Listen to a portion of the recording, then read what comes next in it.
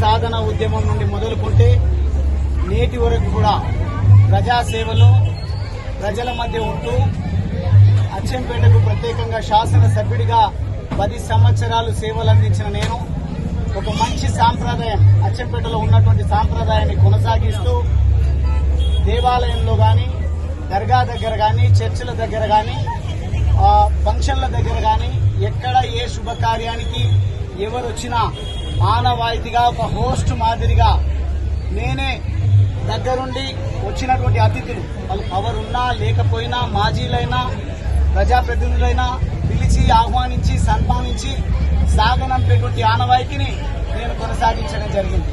కానీ మొన్న బంజారాల తీజు ఉత్సవం నుంచి మొదలుకుంటే నేటి వరకు కూడా మొత్తంగా నేను కనిపించిన నా నాయకులు కార్యకర్తలు కనిపించిన కాంగ్రెస్ పార్టీకి ఎనలేని ఈర్ష్య పుట్టుకొచ్చి ఈ రోజు కూడా భ్రమరాంబ తల్లి ఆలయం ముందు ఆ విగ్రహాలను ఉత్సవ విగ్రహాలను అందరము చెరొక్క పక్క పట్టుకొని ఊరేగించేటువంటి ఆనవాయితీ.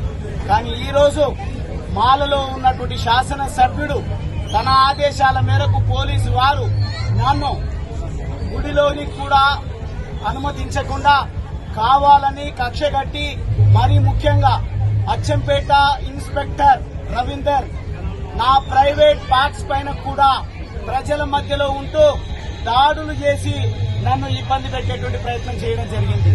స్పృహ తప్పి పడిపోయే పరిస్థితి ఉన్నది. కానీ నా వెంబడి ఉన్నటువంటి నా నాయకులు కార్యకర్తలు నాకు నీళ్లు తాగిపించి దేవుడి దర్శనం చేయించి ఈరోజు నన్ను సురక్షితంగా ఇక్కడి వరకు తీసుకురావడం జరిగింది. కానీ నేను ఈ సందర్భంగా ఆ భ్రమరాంబ తల్లి దేవతను నేను వేడుకుంటా ఉన్నా. ఈ సాంప్రదాయానికి స్వస్తి పలికే విధంగా ఈ పాలకులకు కనువిప్పు కలిగే విధంగా ఒక మంచి బుద్ధిని కలిగించండి.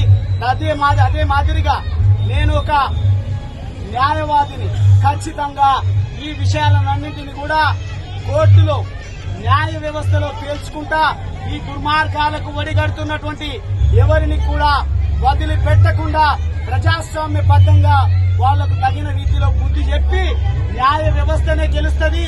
ఈ దుర్మార్గాలు అరాచకాలకు ఉండదు ఈ ప్రజాస్వామ్య దేశంలో అనే విధంగా చాటి చెప్పడం కోసం ఖచ్చితంగా నేను ప్రజల పక్షాన ఉంటా.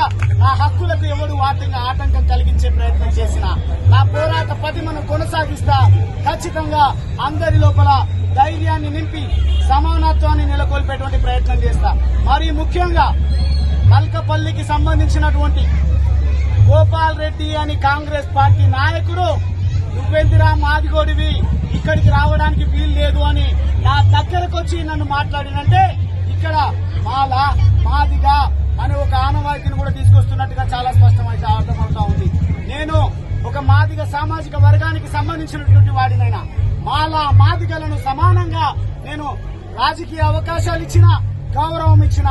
కానీ ఈ రోజు వంశీకృష్ణ గారు ఇక్కడున్నటువంటి అధికారులను ఏరి కోరి మాలా సామాజిక వర్గానికి సంబంధించినటువంటి ఈ రవీందర్ అనే ఇన్స్పెక్టర్ గతంలో అమ్రాబాద్ ఎస్ఐగా చేసినప్పటి నుంచి నన్నే లక్ష్యంగా చేసుకుని పనిచేయని వాళ్ళు ఏకమై ఈ రోజు నన్ను ఇంత ఇబ్బందులకు గురి చేసేటువంటి ప్రయత్నం.